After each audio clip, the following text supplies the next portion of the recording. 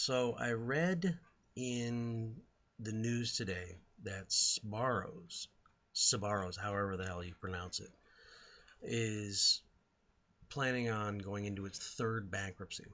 That it's going to be shutting a pile, almost half or about half of their locations. Now, Sbarros is that place with the pizza that you find in like airports and malls mostly. Um, the thing is when I read this article, they were talking about the fact that mall culture is going away. Mall culture, and it's true. Mall vacancies are up like hundreds of percent. It's just amazing. Malls are empty. That's what's going on. Malls are empty. But I think the bigger picture is that while malls are getting emptier and emptier, um, Kmart's are also closing. Sears is closing so many stores.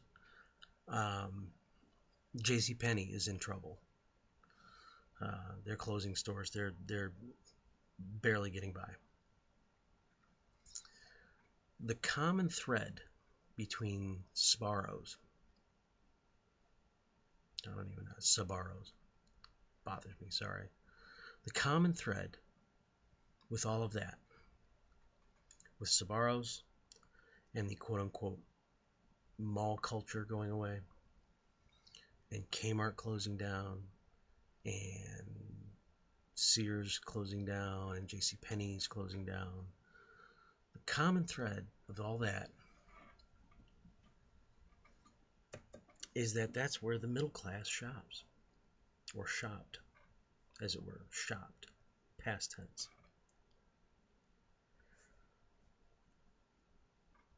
People don't get it, or at least those in power don't get it. There's been all this talk about the shrinking middle class for a very, very long time. The middle class hasn't shrunk, it's evaporated, it's gone. So you have two classes.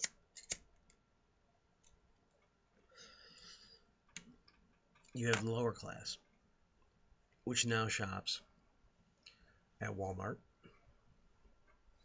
some at Target, and that's about it. And some of them still shop at Kmart because Kmart is lower middle class, and they're on life support because they do have a lot of affordable stuff.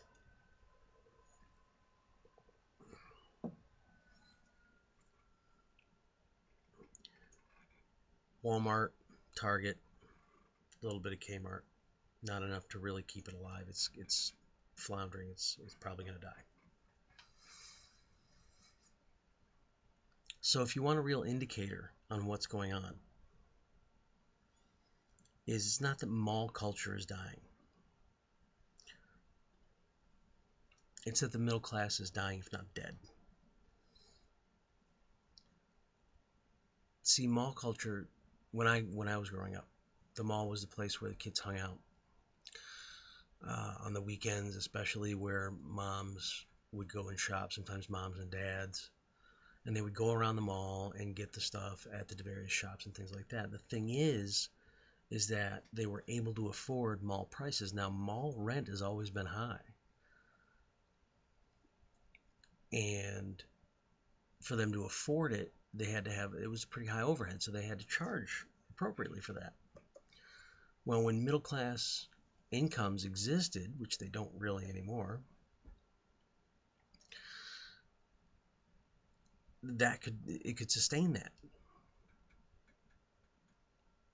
but it's gone.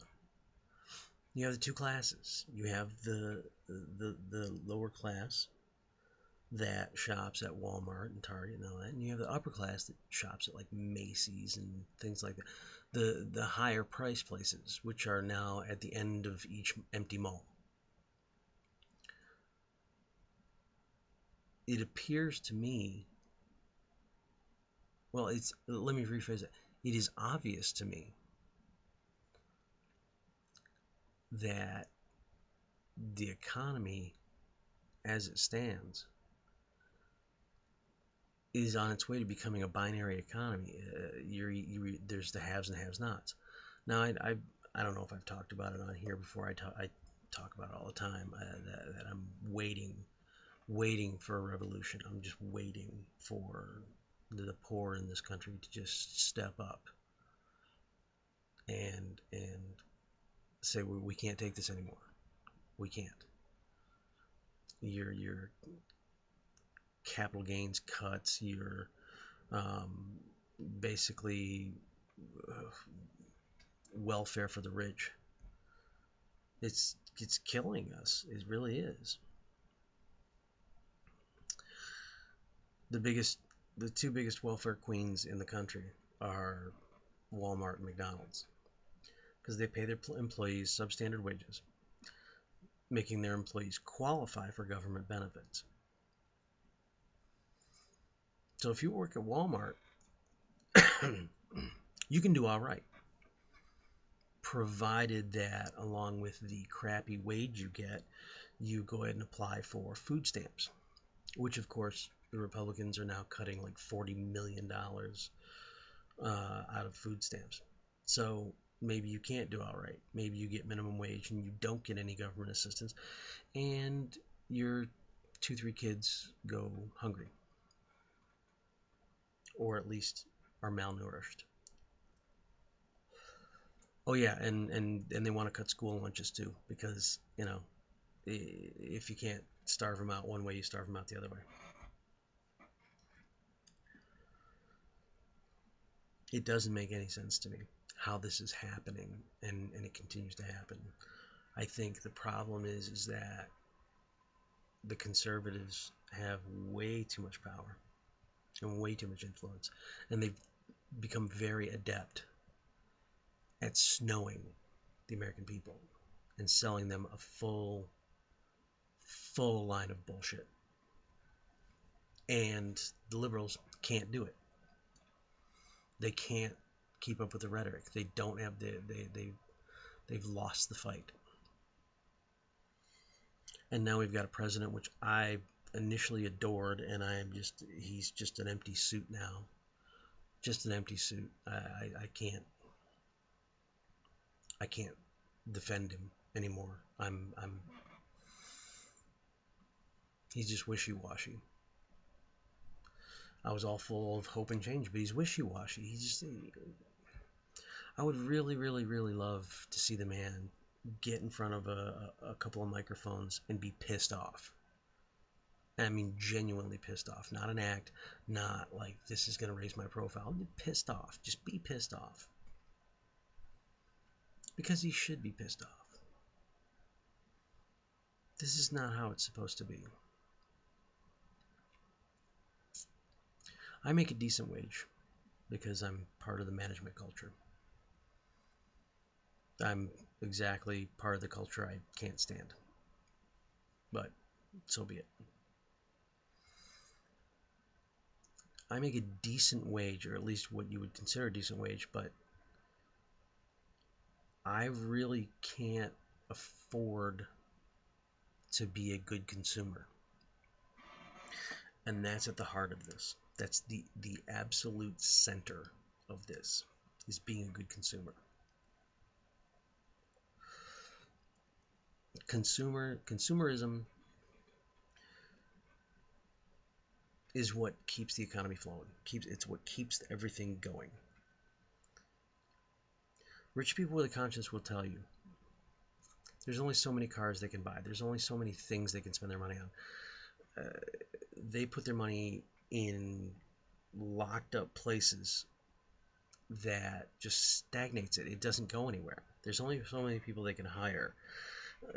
Honest, rich people will tell you they're not job creators. They're not. So, if you get the money into the hands of people who will spend it, and the people who will spend it are the people who need it the most. You get somebody making minimum wage. It's 7 something an hour right now. 7 and a quarter, I think. They cannot afford an apartment. They cannot afford a car payment. They can't afford anything. They're lucky to refresh their wardrobe occasionally, let alone go out for a dinner.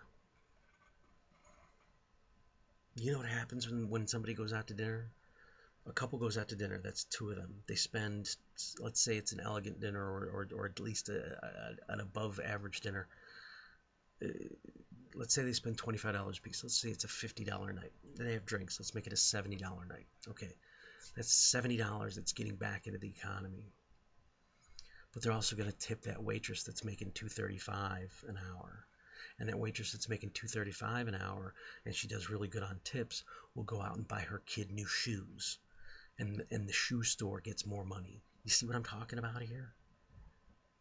Rich people don't contribute to the flow. Poor people contribute to the flow. But if you give them enough, they're not poor anymore, they're middle class. And they keep contributing to the flow. They spend the money. They don't sit on it. I don't know. I've gone way over my usual time. And it's been bugging me all day. And it seems so obvious to me. And probably other people who are infinitely smarter than I am. I just had to get off my chest, you know. I wish I'd gone into politics. No, I don't. No, I don't. Never mind that. Anyway, way over my usual time. To the 2 or 3 of you that watch, I hope you're okay with this. Anyway, be good to each other.